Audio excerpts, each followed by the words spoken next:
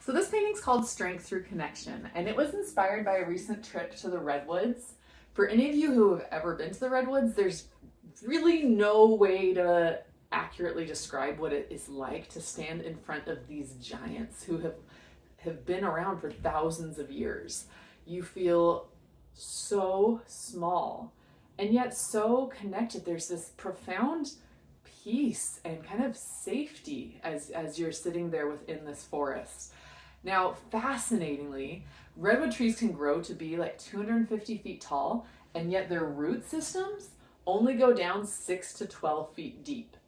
That doesn't make sense how that could possibly work. How come the redwood trees don't just fall over at the first wind? They seem to be so top heavy. But they use those root systems to reach out and connect with each other. They wrap around each other and use it as an anchor. It's this incredible networking system down there. In fact, they even share nutrients with weaker or sick trees. They send warnings to each other, and that doesn't seem to make any sense when you think about nature and how it's kind of like the strongest survive, but that's not how it is in forests. In a great book, The Hidden Life of Trees, forester Peter Wohlleben, probably mispronouncing that, sorry Peter, explains why these trees would act so selflessly. He says, "A tree is not a forest. On its own, a tree cannot establish a consistent local climate. It is at the mercy of wind and weather. But together, many trees create an ecosystem that moderates extremes of heat and cold, stores a great deal of water, and generates a great deal of humidity. And in this protected environment, trees can live to be very old." Now, we've never located trees' brains, but they seem to just inherently understand this, that when the weaker members lose, they all lose.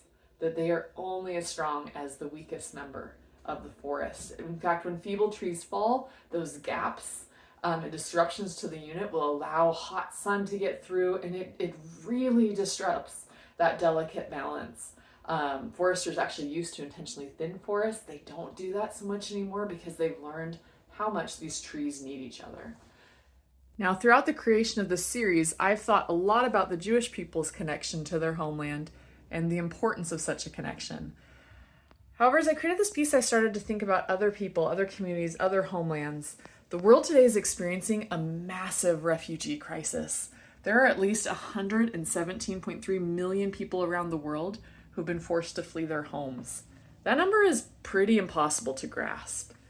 When trees are dug up or transplanted, it's a huge shock to their system. In this fragile state, if they're not properly cared for, trees will very possibly die. At the very least, be incredibly weaker and stop bearing fruit.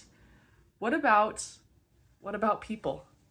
Moving under the best of circumstances is one of the most stressful life events people can experience. What about under the worst of circumstances?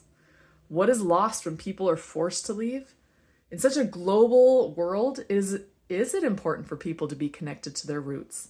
With so many people currently experiencing this trauma, in addition to the diasporas and exoduses of the past, what effect is this going to have on our world, on individuals, on rising generations?